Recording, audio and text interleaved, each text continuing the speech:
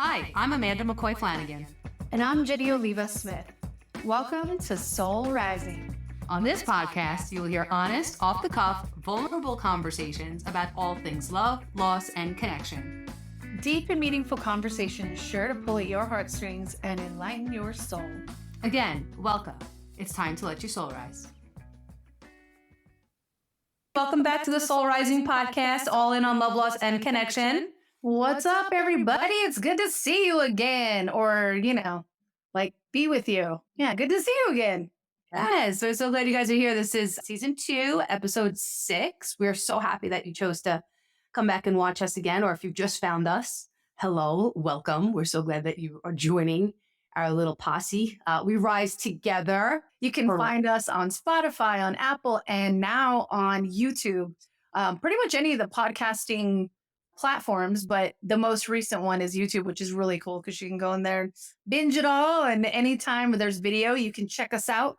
And there's also joint interviews that Amanda has done with a few other people. I've been on a couple of those too. So you get a full mix of really great information and lots of hope from all different topics.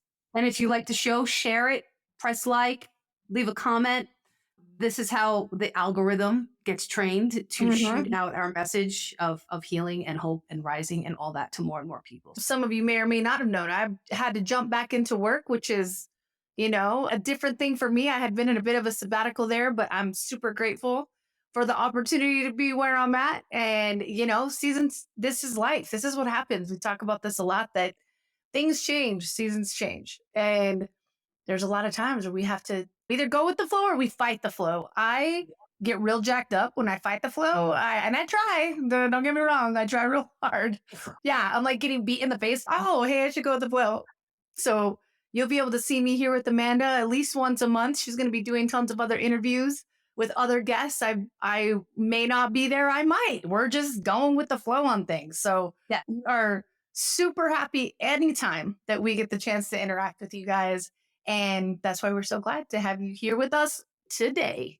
Yeah, that's awesome. Yeah, Ginny's like the ultimate pivoter. Step all change. Right. Step all change. Step all change. It's all change. All change. Yeah, that's me. Sometimes I'm very clumsy at trying to do that, but I get up. I get up. We do. We always get up. So let's go into today. So Ginny threw out the topic, and this is an awesome topic. We're calling the show Demystifying Meditation. Yeah. So we're going to be diving into all things meditation, what it is, the barriers to it, the things that we feel hold us back from doing it, common misconceptions about it, which there's a lot too. There's a lot. There's a lot. There's a lot of it. She said, ancient practices meet modern mystery. And I love that. She wrote the outline before. And it's so cool because this stuff has been around for so long. We talk about this in a lot of other episodes, how we have all the answers at our fingertips. Yes. To make the world a better place by healing ourselves. And meditation is just one really accessible. It's free. It's free. You could do it anywhere at any time, right? Like one of these things people feel like, well, I don't have time, right? I don't have enough time to do it. We make time for the things that we want to do. Somebody said to me once, people do what they want. It's true. Right? Like 100% true. Like I want to watch that show on Netflix. I'm watching that show on Netflix. Like whether it's 9 o'clock or 10 o'clock or 2 a.m, whatever, I'm making time because I want to do it. That's exactly right. It's funny too, listening to somebody, there's a lot of people who talk about and reference meditation. And I think it's Joe Dispenza that says something like, if I'm busy, then I'm going to double the time that I'm meditating because of the fact that what you gained from it and being able to face and deal with your day-to-day life, the stresses, just all that occur, to be able to just kind of slow your neurological system down, to be able to quiet our minds, we're able to come from a much better spot of creativity, of decision-making, of having healthy conversations, all those things when we're able to come from a place that's a little more anchored. So yeah, even it doesn't matter how busy you are because most of the time they talk about 20 minutes, and even though, we're both moms. Even 10 minutes. And I'm going to talk about something called contemplative. I can never say that word. Contemplative meditation. And there are different ideas on it. My idea is about that you can be mindful in a state of not necessarily meditation where everything is quiet and still. And we're going to kind of dispel Right. that myth. You don't have to be like that. You could We're be in a state, it's just tapped in. It's just about being tuned in while being busy. You can do yes. that on the checkout line at Target. Well, you could do that walking to the supermarket. You could do that at work. You could do that in the middle of a work meeting. You Mhm. can just be there and not know kind of which direction to go in. And it's just a matter of tapping in, tuning in, taking a second to connect with your higher consciousness, saying, guide me, lead me, right? Whatever mantra you want to use, which is really helpful. Pick a mantra and just use it and get Mhm. that ingrained in your head so it comes to you easily when you need it. Mhm. And then feel what comes to you and then do that. Like, It's really simple. The definition of meditation is a process of taking our attention away from the world outside and focusing it within ourselves. Ancient practice with many other names such as concentration, sitting in silence, or contemplation, right? So it's the idea that you're removing yourself from the outside. So I've heard someone even talk about if you can find a sound, I think Abraham Hicks, I've heard talk about this even, that if you can find the air conditioner, the monotonous thing, yes. the cars driving by Mhm. outside or whatever it might be, that Yeah. if you can focus on that long enough to get all the other thoughts to just kind of quiet down, that it doesn't even always necessarily, a mantra's massive. But if you're someone who you feel like, well, I don't know what I can say at this time, you can find a sound, something to focus on that's basically going to just shut out the exterior part that's stimulating you and Yes. take you more inward.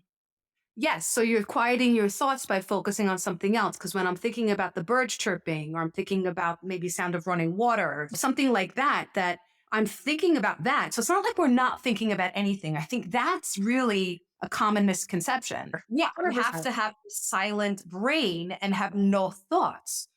That's never worked for me. It's So never going to instead, happen.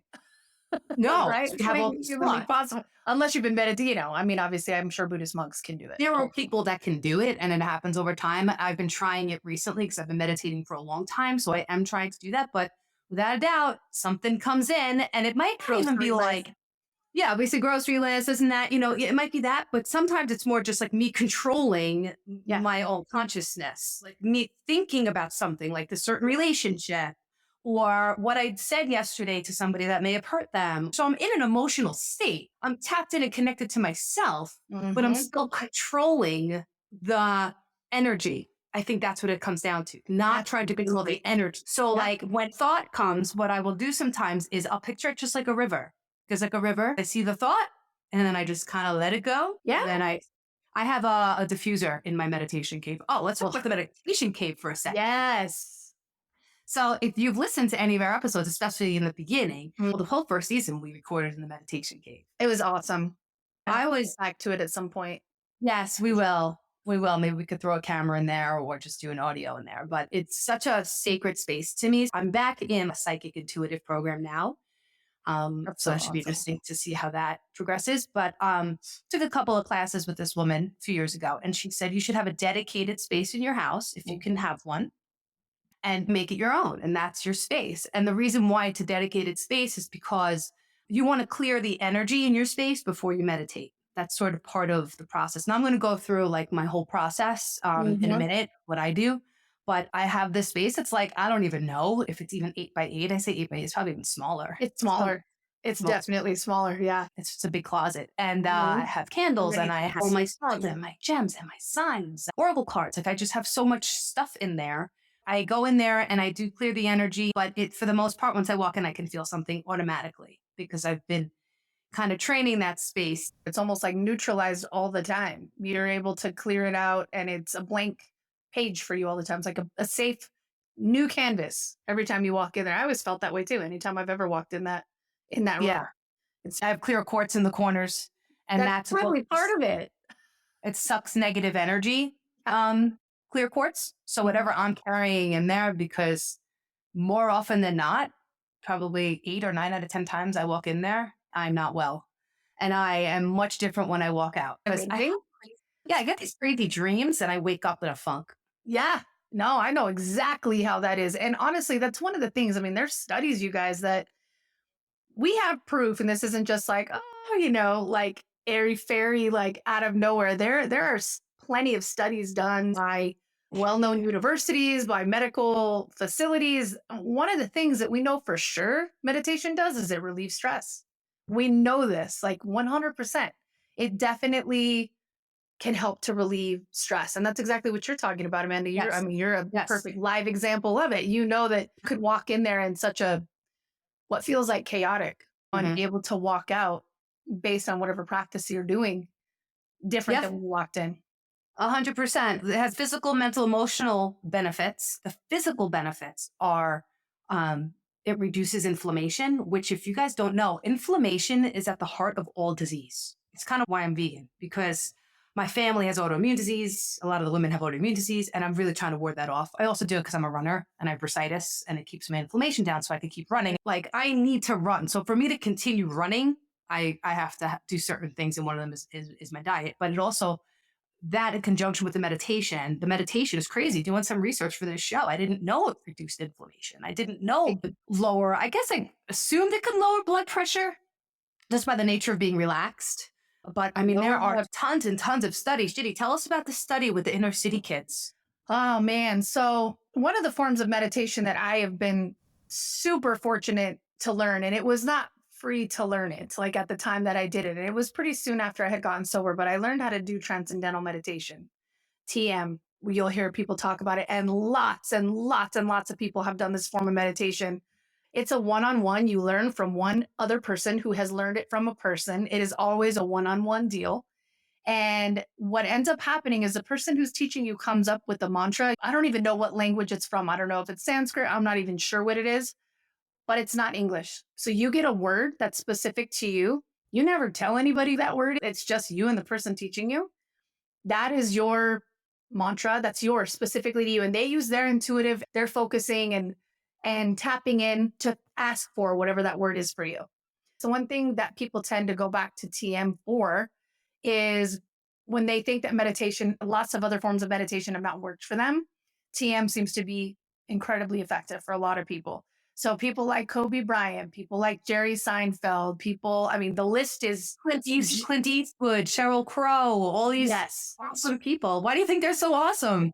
But one of the coolest things, if you ever look up the David Lynch Foundation, Mhm. he started an organization to basically start being able to put the money forward to teach kids, inner city kids, how to do TM.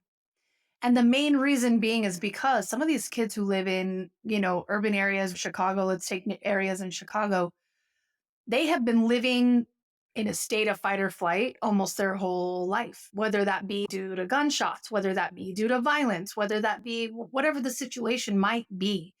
They Whatever's going are, on in their homes, they're yes, experiencing a lot of trauma in their homes. A lot of children, no matter where you live, are experiencing a lot of trauma in their homes. So, yes, like across the board. And even in just the world, one of my children, Sandy, had gone to school with a little girl who had a lot of post traumatic stress because she went to the STEM school when the shooting happened there. Right. And this is a little girl we know. yeah. So things like fire drills, Well, things like that would set her off. oh, So you yeah, have yeah. these kids who've grown up. Well, first off, it's all they know. That speed and that survival is all they know. They've had a lot of trouble in some of these school districts with violence, with grades, with attendance, with kids just inability to have a way to control their emotions, to process, to focus because they're constant. Again, you're in survival mode all the time. So David Lynch started this foundation where there's money that's donated there that's put towards teaching these kids how to do this at no cost. And it started implementing it into the curriculum. So at Amazing. school, they were able to have their 20 minutes. Across the board, it should be part of every single curriculum. 100%. Right. 100%. Because the other thing we know for sure, I mean, coming from an ADHD family, my daughter is diagnosed ADHD. I'm now through her journey, I'm like 100% sure I've just gone undiagnosed my whole life, learning Right. everything from her side. Just Right. in that in itself, anybody who has anything like that going on, there's a lot of kids with ADHD or who are neurodiverse or just overstimulated in the world we live in. They were giving these kids 20 minutes as part of the school day to be able to go in and you can do it anywhere. Yeah. Just keep going back to whatever that mantra is for you. And they had significant change in the numbers from cases where they were having to deal with violent situations at school, disciplinary actions, test scores. Test scores went up. Why? Yeah, because there's no room for thinking and learning No, when you're in that fight or flight. we When you're in that delegate. survival, when you're watching your back, when every noise you hear is distracting you, when you have PTSD, Survive. noises make you hypervigilant. Yeah. So when you're just trying to survive, there's no room. So what was it? I think violence went down 50%. It Is was what they said. something insane. Yeah, the amount of like what they had to do in terms of like intervening for violent situations went down 50, 51%. Unbelievable. The test scores, though, that was like amazing. Yes. Everything went up. And this is not just like, oh, maybe this will work. You guys, there's white papers on all of this. There's studies. They're proving things. So we need a lot of science to prove things to us. We don't just believe in, most people don't just believe in energy, that there's something to this. So scientists are working to prove this stuff. The reason why it is so good for us and you have all those health benefits is because it's breathing. Right. It's all breathing. It's all you breathing. So you're breathing, right? Like if you have anxiety, they tell you all the time, breathe, breathe, right? So, but one specific type of breathing. Oh, and by the way, I'll put that study, I'll put that link in the description. For you guys. Yes. Yes. Amazing to watch. Well, one type of breathing I learned about is stimulating the vagus nerve. So what the vagus nerve is the main nerve system in the parasympathetic nervous system, part of the anatomic nervous system, which is your sympathetic and your parasympathetic. Your sympathetic is that fight or flight, that protection that we need. The parasympathetic is the calm one. So it balances us. You don't even need to be in meditation to breathe like this to calm you down. I do it all day long. Yeah. I do it all day long. If I'm feeling a little like amped up or something, I will just take a very big belly breath. Like they talk all the time about, if you know anything about meditation or breathing, shallow breath versus from your diaphragm. Right. When you're breathing shallow-ish, it's kind of just speeding things up. You're not getting any sense of relief or calm. The vagus nerve is attached to your abdomen and it goes. It's an actual nerve. Like it is an actual nerve that runs through the whole body. Yes, it's from your gut. And the reason why this is so important is because we know that all health stems from the gut, right? Most people know that the microbiota in your gut, if it's not healthy, that's when we suffer in many ways, emotionally as well, not just physically. It's all connected. It is all so connected. Great. So the vagus nerve is from your abdomen and it goes all the way up to your brain. So when you take this big breath, when you stick your belly out, do it now, ready? Stick it out. And it kind of feels like the antithesis of what we're supposed to be doing. Because typically you breathe in and you suck in, right? Right. We've been doing it all wrong. It's the same thing for singing, oddly enough, as they train singers, taking in breath from your diaphragm to be able to like project. Very similar. When you're taking breath from your diaphragm, you're naturally it's gonna go out. So when you're going shallow breath, you're going in. So that's how you know that you're taking this deep breath from your diaphragm. Belly's going out. I can actually feel it now. I'm hoping that it's my vagus nerve and it's not some kind of like clogged artery or something in my heart, but I could feel. You're like, it's a vagus nerve or I have a complete blockage. I don't know. Exactly. I'm either great or I'm done. But whatever, we're good. We're going to go with the vagus nerve. We're going to go 100% vagus nerve, not triple bypass. You never know, right? Like I eat healthy. You never know. You hear this stuff all the time, so healthy, 40 years old, there's a heart attack and not. It's crazy. So we do what we can. Yes. So when my belly goes out, I take that breath, I feel something kind of stimulated. I do at this point. And what it does is it activates the parasympathetic nervous system, acetylcholine. Acetylcholine is the neurotransmitter that kind of runs the parasympathetic nervous system. That attaches to the post ganglionic neurons or something. I don't know. I'm not a scientist. I don't know it so well.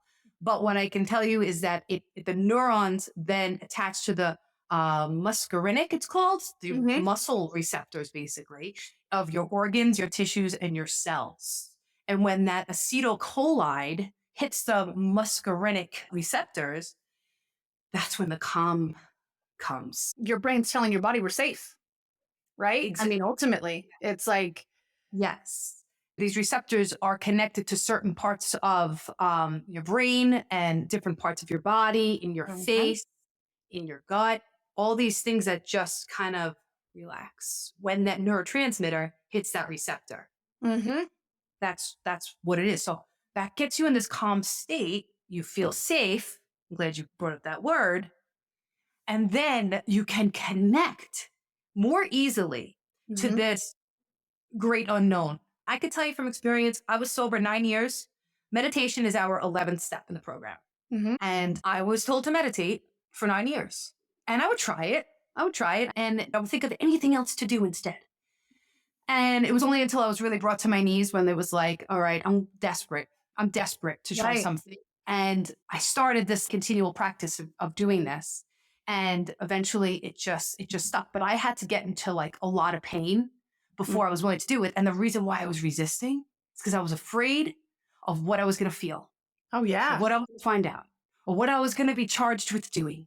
For me, once I know something, I can't, all of us, we can't not know it, but I usually have to take some kind of action. Maybe that's my anxiety disorder pushing me. I don't know what it works for me at times. Sometimes it Right. backfires. But I realized that in that process that I was running. I was still running at 9 years sober. I was still running from myself. Isn't and that running crazy? I think it- people forget, or not even, I don't mean to say forget, some of you out there that may not even know. If you're either trying to get sober or you're working towards that, just understand, like even the rest of us that are still working at it every day, Yep. we still hit those batshit crazy moments. Yep. We just, Yeah. instead of numbing it out, gaining those tools to try to exactly what Amanda's talking about, of being able to sit in it and get through it. And I imagine it's probably similar for somebody with like PTSD, right? Where it's having to get to the point of not having the armor on or not having the diffused sense and the fear that comes along with that. We use all kinds of tools to try to help us with that. But there are so many times where, exactly like with what you're talking about, Amanda, for myself, I've realized like I've been almost like disassociated. I'm like Houdini. I know how to like not be in my body, even without any kind of gosh. alcohol or Yes. drug. A lot of it, I'm sure, is again, response to trauma or response to whatever those things are. And I'm sorry, I stepped in on that, Amanda, but please Oh, finish talking no. about using Yeah. that to be able to be safe. Yeah. So you have this feeling of like, I'm okay. Like I'm good. I'm okay. I'm safe in my body. There are a whole Yeah. bunch of people out there that specialize in somatic work. And somatic just means the body. Mhm. So when you are in this state, I also do something called yoga nidra often, where Mhm. it's relaxing every part of my body, my chin, Mhm. neck. I try to feel everything, my shoulders, my arms, my legs, my knees, my feet, everything. I just try to relax Mhm. everything in this calm state where I now trust and feel safe to connect to this thing greater than me, that whatever shows up, whatever I hear, whatever I learn about myself, I'm supposed to. I have to. I can't run Yeah. from it anymore. And I need to just listen. And usually we're not asked anything too hard of ourselves. Right. Typically, if I'm really kind of jammed up and I'm like, oh yeah, I don't like that. That's scary. Then I journal. Then I write about it. And I usually get to the heart of, or I stay in that meditation and I ask more questions. What do you want me It to can be do? a form of meditation too. Right? Like writing, Totally. journaling. Yeah. Because you are connecting to something greater. So what happens to me is I will start writing and I'll like, oh, this person, blah, blah, blah. I can't believe this. I can't believe we're a man of myself. Or usually it's anger or fear is what Sure. like, Almost just- always. yeah, precipitates that need to pull out that journal and get it down. And then something kind of happens like midway. It must just be God showing up, I become more open. I become more willing to see my part. I become more just emotionally available Mhm. for God to show me what I need to see. And at the end of it, I usually have some kind of like reconciliation or just some kind of understanding of where this is coming from, why I'm feeling Yeah. this way, and if I need to do something about it or not. And what it is even, right? Because if we're looking at it from a state, again, it's like when we're in fight or flight, everything's a lion. Everything's a lion coming to eat your ass. And that's our reaction. And it's how we see it. It's how we feel it. So Yeah, and brain cannot shut that off. Like once that's there, you can't just think yourself out of that. mm-mm. It's something No. going on so deep inside, especially if you have trauma. If you have trauma, it just reignites that. Every time you go back into that, it strengthens it. strengthens those neural pathways. Yep. So meditation is just a way to rewire those neural pathways so Mm-hmm. that when something does appear, whether it's a lion or whether it's burning dinner, right? We decipher the difference between like when we're in true danger and when we're in like a perceived danger. Yeah.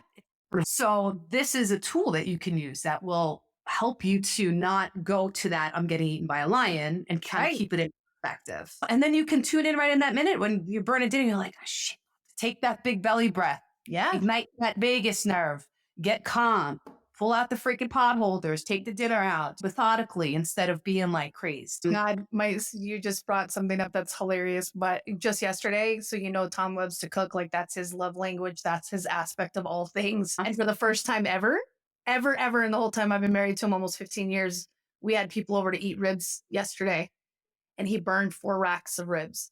I can't believe I just used that example. That's why I'm bringing it up. And he lost his ever loving mind. He lost his shit. He was like, well, and because for him, first off, wasting food for him too, just that's his mom is no longer with us, and that's his tie to his mom. Like food, right? They own a restaurant, and wasting food for him is also another big thing. But he was so mad at himself, he literally had to leave the house. He told Steele, he's like, throw them away. Like he wanted them just tossed in the trash. Like it was an emotional thing. Yeah.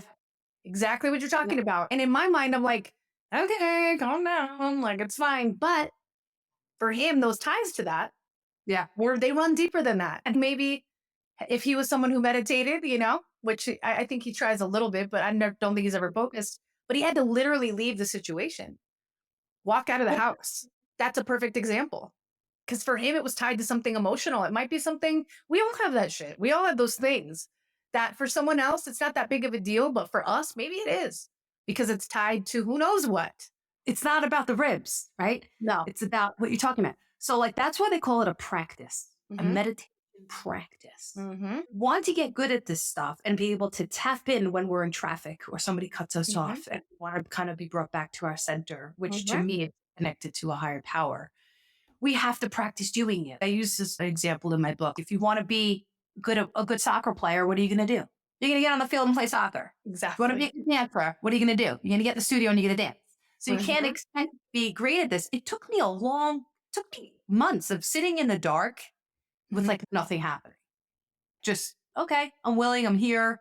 I'd feel something. And then I talked with experience in my book. I did have this experience where I felt this God or spirit, Holy Spirit, whatever the heck you want to call it, come out of the darkness and shine its amber, beautiful light into my heart. And it was like, from that day on, I was just so convinced that there's something real out there. And it went from somewhere out there to somewhere in here. And my sobriety, my spirituality, which I believe are completely intertwined. Oh, yeah. Totally. It's the whole thing. I can't say when people say, oh, the spiritual part of the program. The whole thing is spiritual. It's all spiritual. Not religious, people. It's spiritual. There's nothing wrong with being a spiritual person. No. The wisest people that we think wisdom is a good virtue. Like we all kind of hail the wise people. Yes, like we do. They're spiritual. So if you want to be one of those people, and I feel like a lot of you listening are, or else you probably wouldn't have found us. Or you're working towards that, because that's the other thing. It doesn't mean you have to be some holier than thou. You're doing all the things right and you're at church every Sunday, because I was a real piece of shit and getting drunk all the time and I was still pretty spiritual. It has nothing to do with that, right? It's another layer of ourselves, our souls and our spirits, the things that make us us. It's not necessarily that you have to do it in the walls of a church or some kind of religious act. I go to church, so Ginny and I have talked about this for community, for connection with that, but I don't think God is at church. God is everywhere. Right. My spirituality is actually in me, right? A big G, little G. So at that moment in that meditation time, it was like that, whatever that thing is, so cool. Went inside of me and really started giving me some self-worth and self-love. And to me, that's what my meditation almost every single time boils down to. Reminding trying though, right, Amanda? I mean, that's what you're saying. It took time. It's almost like the same way. If you're like, hey, I want to have a 6-pack. Like, you're not going to go to the gym tomorrow and leave tomorrow and go, oh, check it out. I have this badass 6-pack. Not going to happen like that. Like, exactly. there's just so many benefits to it. And I may have said the prayer before on this, but I just want to quick. We're already at like 37 minutes. I don't want to take too long, but I just want Please to do, because it's amazing. I love it. I was told by my spiritual teacher that I'm supposed to start doing guided meditations. Awesome. So I'm probably going to do that. And I'm probably going to send those to my email subscribers. So if you are not on my email list and you would like to be, just go to my website. I'll put the link in the description, but amandamccoyflanagan.com, and you can get those. I don't know when I'm going to start. I have a lot on my plate. But anyway, you could listen to this and make it your own.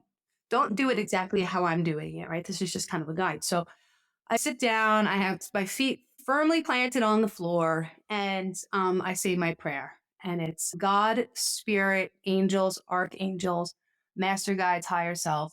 Please come into my heart, my mind, my body, my soul, and my spirit, and possess me in a way which is indeed miraculous. Please do for me today that which I cannot do for myself. Show me what you need me to hear, see, feel, know, and do, or not do, say, or not say, on my journey toward becoming the highest version of myself, which is love, and for the highest good of the world and the people around me. So that's kind of what I say to open myself up, humble myself, whatever you want to call it. So now my feet are on the floor. I picture tree roots coming from the bottom of my feet. I actually have, I have like one in the front and my toes, one in my heel, and they come together on each foot. And then those come together and it's stronger. And then it goes down into the earth. And I connect to Mother Earth, Gaia, whatever you want to call that energy. That's what I connect to.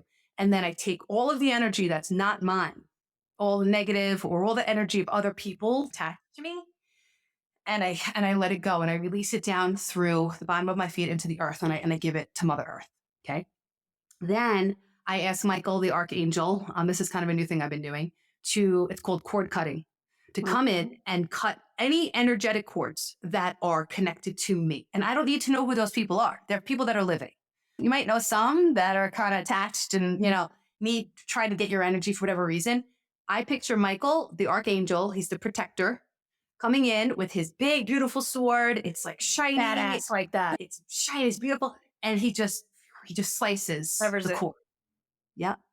And then Archangel Raphael is the one who comes in. And I don't know too much about him, but he's the one that I'm told seals the edges of the cord so people cannot reattach to you. Mm-hmm. Okay. So now my energy is pretty clean. And then I open my crown chakra.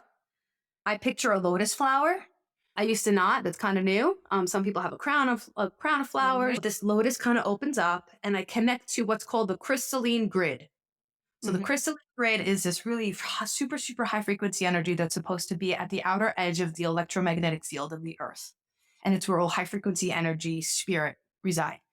So I pull in that energy in this beam of light through that lotus flower, and it comes in, and I fill myself with this beautiful light. And that just relaxes me. Oh, and I'm breathing, by the way. I'm not too focused on the breathing. Maybe before I start this whole process, I'll do 3 big breaths like that. Mm-hmm. And then I just kind of breathe naturally. There's all different breathing techniques. Some people breathe in for 4 seconds, hold it for 2, out for 6. Breath work in general alone, even 10 minutes of breath work a day, which, by the way, anywhere on YouTube, guided meditations, exactly what you're talking about, Amanda. You guys, if you have 10 minutes even to do that breath work, guided breath work, it's crazy impactful. Wow. Yeah, so I'm kind of focusing my breathing through all that. And there's this new energy I learned about. It's called 10, which I think is so interesting because that's ironic. You know what 10 is. If any of you listeners who are Pearl Jam fans, 10 is the name of the first Pearl Jam album. And I had crazy old spiritual experience back in 2018 around the Pearl Jam concert. It doesn't surprise me. It has nothing to do with the number. It's a Japanese sign and it means heaven. I have never heard of this, by the way. And I listen to a lot of stuff. So you're going to start hearing about 10 energy. I think it's something that's kind of newer. My teacher, she said she was stuck during COVID with all this very heavy energy. And she was asking her guides and her son, who she channeled. That's who she channels him. Oh, wow. And it's wild. They told her, take it higher, take your energy higher than the crystalline grid. So this energy is higher frequency than the crystalline grid. It's pretty high. It's pretty high. Yeah. So you pull in the 10 energy with the crystalline grid energy, and you just lit up now. You're this other kind of like being. You're obviously still you, but like now you're filled with this spirit, with this really beautiful frequency energy. Then I clear the chakras. You have your root, then you Never have done that, and I need to because I'm fascinated with how it all shakes down. It's because there's how many? Is there 7? No, how many are there? there's 7. She uses 8. She uses ones in the ears. Oh wow, Like here, but there actually are 12. So there's wow. 7 in the body, and then 8, and then 4 more outside. So there's an earth Oh, chakra, there's an earth chakra below you, and there's a purpose chakra up here. And then I'm not right. sure what two are. That's basically just intention. Just intention is what you use to clear chakras. Wow. You just move up from the root, and so they all have their individual purpose for time reasons. I'm not going to go into that. You have your root, and then you have your sacral, your solar plexus, your heart, your throat, your third eye, your crown, and then your ears. So you basically all different colors, and you get them moving. I picture mine as like sluggish, like when Mm-hmm. my energy's stuck, and I Blocked just almost. blocked completely. And then I move each one, and the words are like spinning freely, shining brightly, cleansed and cleared. And then you kind Nice. of just walk through each one. Yeah, it's cool, and it works. I feel a difference when I do that.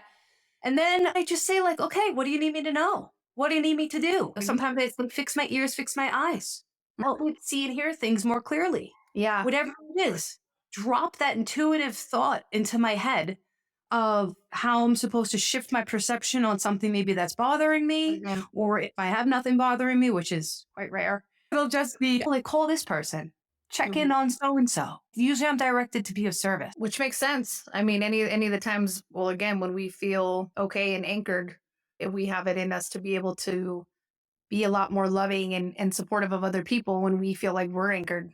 That's one of those things that definitely happens. And it's, I think even, and you guys could dig into so much. There's so much on it Yeah. in terms Yeah. of studies that have been done. If you look into how affected our decision making is and our focus when we are in fight or flight, you'll be stunned.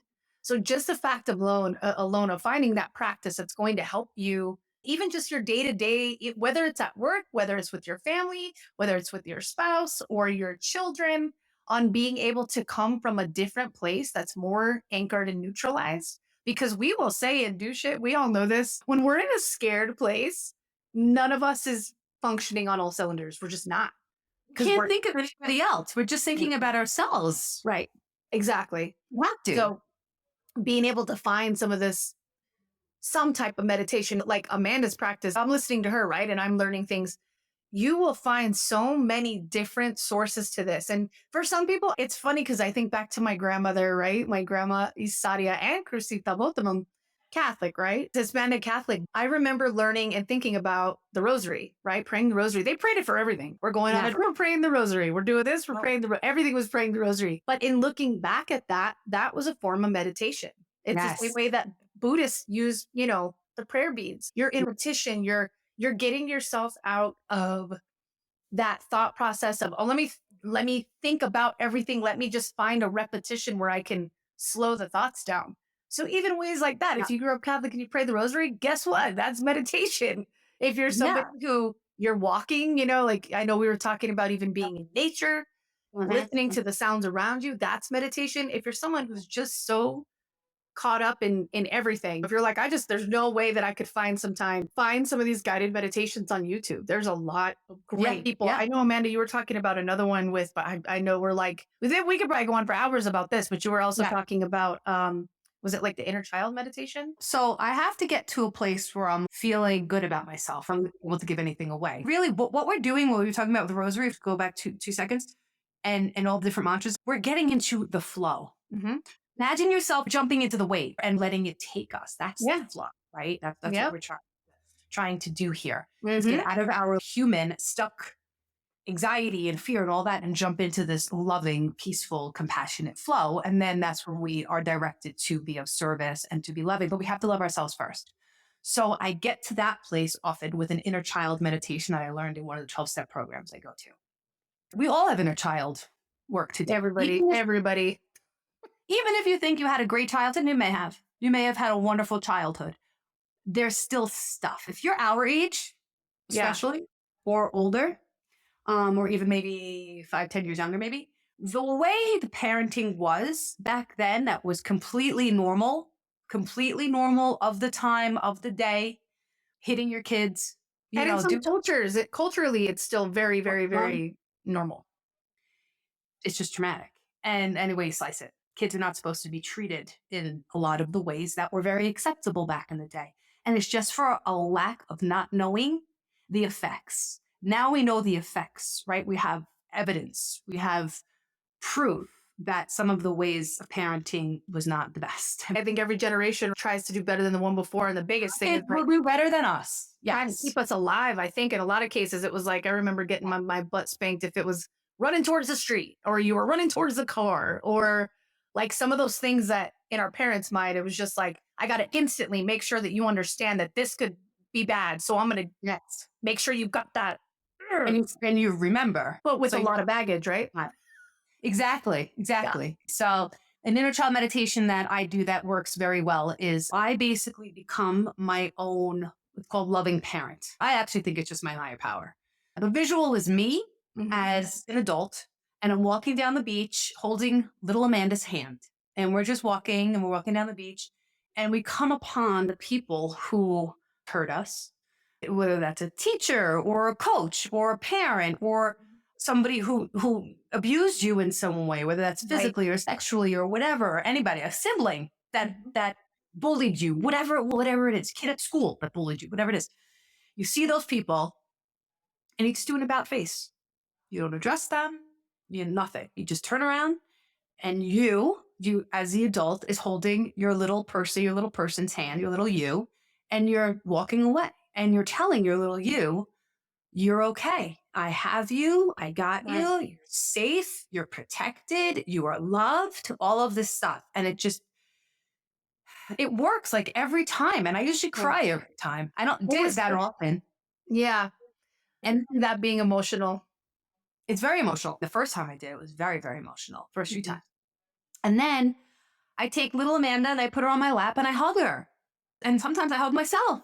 I do whatever I got to do. Like in that prayer where the word possess me in a way, that might sound a little crazy, but like I get very desperate sometimes where I need to take to this other level because I don't know what it is in me. I guess I'm very resistant or I'm hard-headed or what it is, but I need like extra strength.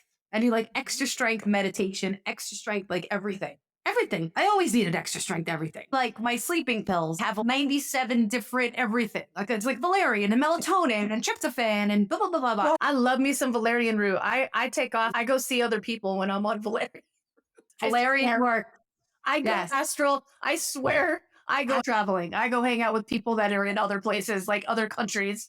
Every time I'm on valerian root, I'm like, I don't know if I told you this. Have I told you this? I have. I'm sure I've talked about it. No. What? Are you serious? No. Okay. No. I don't remember. Like sorry to segue, but valerian root, because I have sleep issues like crazy too, right? A bunch of us. We're freaking wrecks. We're beautiful wrecks, but we're wrecks. Beautiful wrecks. Yeah, wrecks. Valerian root, I swear to you.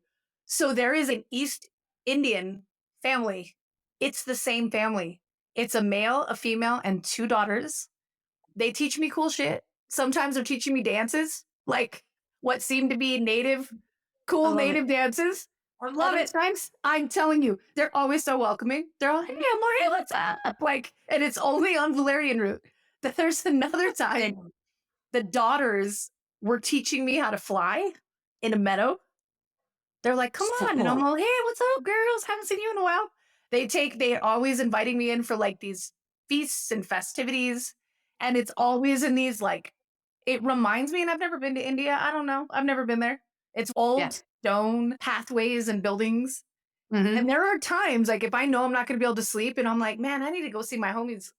I'm going to take some valerian. Happen before you fall asleep in that like weird conscious and Always asleep in dreams. And I never know I'm dreaming. Like I'm not somebody who knows, which is another thing I've learned a lot about because Steele, my son, he would have these nightmares really vivid. I dream very vividly, but he would have nightmares. And I would tell him, oh, cool, buddy, you had a nightmare? And he'd say, cool. He's like, this was terrible. And I would tell him, no, because it's like the ultimate opportunity to practice being brave. You get to practice being brave in nightmares. If it's a monster, you can work through so many subconscious issues that way. But I never know I'm dreaming. I never know. He knows. He'll tell himself, "Oh, I'm just dreaming. I'm gonna go take that dragon and slay him, or I'm gonna go throw him off the cliff." I never know, but yeah, I never know with these people. It's the same That's 4 people, so crazy stuff. cool. I'm gonna think on that for you. Yeah. Meditate on that. So we didn't talk a lot about, and I wanted to tap in quickly because we're coming to the end, but Yes. I wanted to tap into the main reason why I meditate and a lot of people meditate is to get into this kind of state of oneness, this higher consciousness that we are all one. That's the flow. That's the flow I was talking about.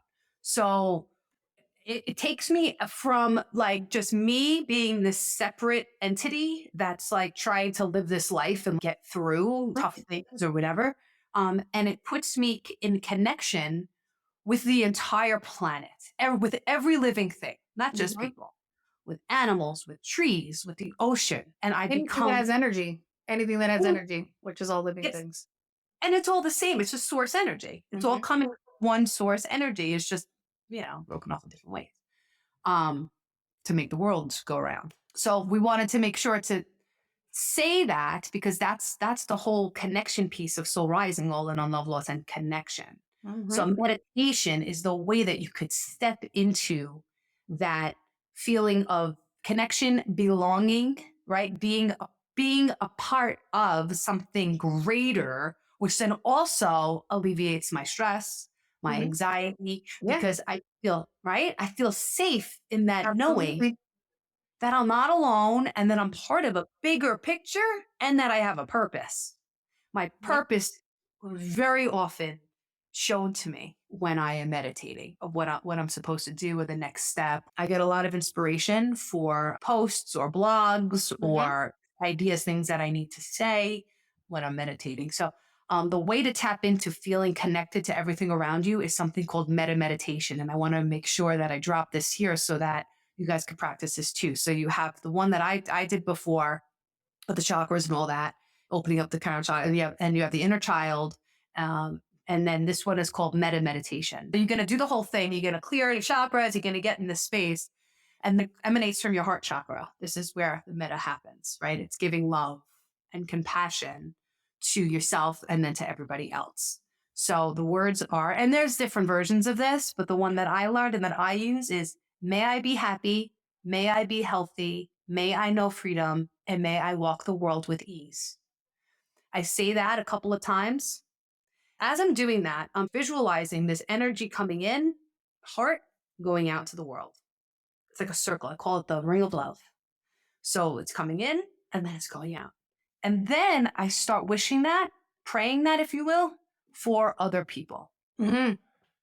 And I break it down kind of category by category. Like the first group of people is my loved ones, people that I love, my friends, my family, my animals, whatever. Then it's just acquaintances, people that, the mom you might see at school pickup or the beggar at the grocery store or colleague. And then perfect strangers, just random people that you don't know. Yeah. Then you send this wish to your perceived adversaries, is what I call them, or your It's enemy. right. That's like we learned that in the program too. Pray for that Yeah. person. Similar deal. Wishing the Yeah. same for those that you feel are like, ugh. Yeah. People And that then are a threat to you in some way, to your mhm. emotional security or to your physical stuff. That something's going to be taken away, whatever. So you just change the words from change the word from I to they. May they be happy. May Mhm. they be healthy. May they know freedom. And may they walk the world with ease. As I'm doing this, I'm still taking the love in, giving it out. Mhm. Taking it in from this higher source. I'm getting kind of beamed up with this loving energy. I'm feeling very open. I'm opening my heart. I don't do this that often anymore, but when I started doing this and I was really jammed up, it was during COVID. It was 2020 when like this kind of all came together for me. I would picture like I called the rusty gates of my heart. So I would have the shut. I'm shut. I'm closed off, and then like it would open like a little bit, a little bit, a little What? bit. Finally, it would get wide open, and I would just be able to give it out, bring it back in, give it back out, bring it back in. That to me is a really helpful way for me to feel connected to something greater, which is also everybody else. It's all one. It's all one and the same. There is really no separation at all. And I think that's a really good thing to focus on because it's for your own health and well-being, all of this, what we're talking about. But ultimately, healing our energy can help heal the planet. So if you don't want to do this just for you, because maybe you feel like it's hokey or you just don't have time or it's not going to work or you're afraid of what you might feel, try to hold the intention of, I'm doing this for the planet. I'm doing this for healing outside of the world, because I don't care who you are. You're in a front row seat right now of watching the pain and struggle of the world in one way or another, like hands down. we're at a crossroads. Like, people say, oh, it's always been this way. Every generation has their stuff. I don't believe that. I don't believe that. No, because it's never been this way, in the sense that you might have had all these isolated instances of pain happening, but we weren't all aware of each other's and our own at the same time simultaneously. We're now, I know my pain, I know yours, I know theirs in that war zone over there. It's not just our own anymore. We're processing and witnessing everybody's. And that's a lot. Mhm. Is a lot. Because technology, because we have access to. Exactly. That was one other thing too. Howard Stern is a big meditator too on TM. Oh, But cool. yeah, there's so many people. But Jerry Seinfeld had explained it, which just is very simple. He's a very straightforward kind of a dude. And in his thinking, right? It's a pretty black and white. And he's somebody who talked about how for him, he realized with meditation, it was like you have this cell phone, and meditation for him was like, oh, discovering the charger, plugging the charger in. That meditation for him became this, he was able to be fully charged at any point with this 20 minutes per day, twice a day, TM, no matter what level of workload he had, no matter what stresses he was under, he knew where to find the charger. So meditation can be like that charger for you to get yourself back up to speed, regardless of energy levels, like regardless of what's going on in the world around us, in your home, in your environment, in your job, whatever it may be, that you can find a way to recharge. The more you do it, the more you want to do it, because the more you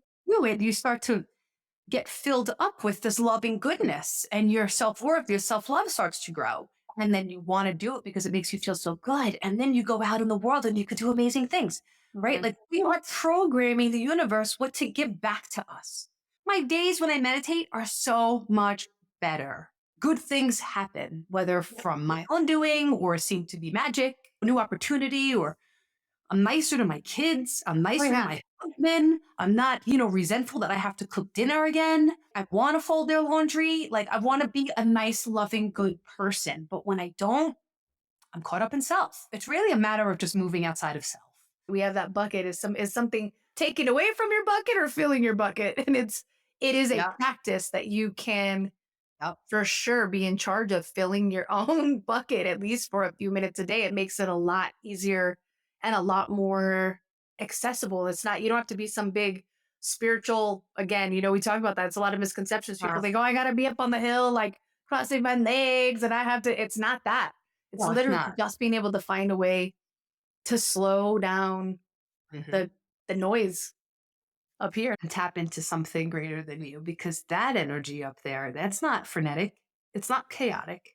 That's our human energy. That's what we're doing to ourselves on Earth for a multitude of reasons. So yeah. One of those myths are like, oh, could take a really long time to get good at it. It's not getting good at it. Good isn't really the right? word. It's surrendering. And just tapping in, and it's experiencing. And then as you keep doing that, like anything else, you tap in and you surrender more quickly each time you do it. You don't have to sit there for 2 minutes before you feel something. You sit there for 3 minutes. And then you'll just notice how the dots become connected. Like very often when I'm meditating on something, or I'll even know before I even start meditating, I'll just kind of open myself up to like some thought or whatever that's not my own. And then I'll meditate and some message will come, usually attached to that thought. And then I'll pull like an oracle card or something after. That's usually how I finish up. And maybe I'll do that on the meditations as well. And it's usually connected. What I was thinking about or meditating on, what was coming to me, and then I pull this card, and I'm constantly, I'm like, oh, I just can't even. I love it. It's so connected. Yeah, you're just being open, right? It's like you're being open to that. And for some people, again, that might be prayer for someone else who looks, and again, this isn't like, oh, we're talking about witchcraft. It's not even that. It's like, it's literally, if you find that through prayer, like even the mantra that Amanda was talking about earlier. That sounds like a prayer. It's like anytime that you are able to just quiet our ego, really, right? Our fear, our loud, chaotic mind, you're going to be tapping into that. And that is a form of meditation. Prayer is a form of meditation too. So if that is something for you that you look at it and go, "Well, I can't because I'm Christian," and guess what? Prayer is a form of meditation too. So you're still relying on, you're surrendering to, you're tapping into something outside of the chaotic world, the 3D world we're living in. You guys got to go watch that link that David Lynch Please found me, do. because it's just amazing, the results. Yeah. Just got to be open to it. And you got to believe it. You get like anything else. You got to believe it in order for it to resonate and be true to you. I meditate when I run. If you're a runner, if you exercise, if you're lifting weights, whatever you do, dance, Zumba, whatever you do, again, it's jumping into that flow. It's jumping into their energy. And if you could do that when your endorphins are high, I also get a lot of inspiration Oh yeah. when I'm running, because the chemicals that are being released. There's proof too. That's 100%. We are absolutely more creative through meditation too. So it calms anxiety. It can help with sleep. It helps you be more creative. It helps you not be as reactive. I mean, there's just all the way across the board.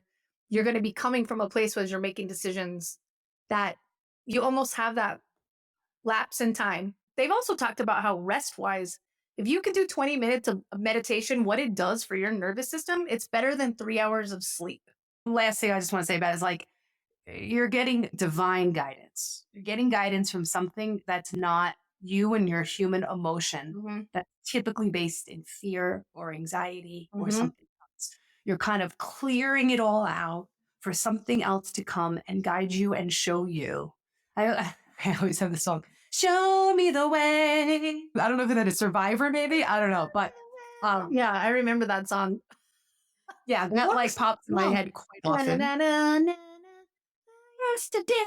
So yeah, those things start happening for you once you start meditating, like things, and it'll become like repetitious. And then you'll kind of know when it's time to like bump it up and maybe add something else, add like another element in, and you go research. I mean, the Google machine is going to help you a lot. If all of this sounds like so much to you, just understand that there's immediate right now today, very simple guided meditations that are 10 minutes long. And I mean, you don't even have to think about it. If you're intimidated by the thought, and that's kind of why we wanted to do this show, right? We wanted everyone to realize this is accessible to you today. Yes. It's free. If you don't know where to start, like you can start on YouTube, and I promise you there are guided meditations, and you gotta dig around a little, right? There's going to be some that work better for others. There's going to be some that resonates for you. Yeah. Yeah. You have something going on that you're having an issue with acceptance or with your patience or with trusting or whatever. Just put that into the search engine and something will pop up. Insight Timer is also a great app that you could use. Probably going to get some meditations up there at some point. And then also don't forget, sign up on my website. I send one newsletter a month. It's not overwhelming. You'll also get the free guide, 5 Principles to Be All In, which is the I don't know if people here don't know my book. It's called Trust Yourself to Be All In. But get it on Amazon. There's so many places you can get it. It's an amazing book. You definitely should check it out, especially if you're somebody who's trying to figure out how to show up for yourself, not just in the relationships with everybody else, but to be in with yourself. Because a lot of times we don't even realize that we're not. A lot of what I talked about today is in that book. So if you want it like on paper, so that you could reference it in there. So anyway, all right, Ginny, you got anything else? We're so grateful to you guys. Thank you so much. Thank you for continuing to come back, and thank you for joining us and for continuing to grow. As we continue to evolve, we know you're doing the same thing, and none of us does it alone. So thank you guys so much for being here with us. We appreciate it immensely. Yes. Thank you, everybody. Have a great one, and we'll see you later. Mwah. Peace out. If this podcast resonates with you and you want to dive deeper, check out my blog, Get Real, all in on love, loss, and connection at AmandaMcCoyFlanagan.com. That's McCoy with a K. You can also follow me on Instagram at Amanda McCoy Flanagan. See you next.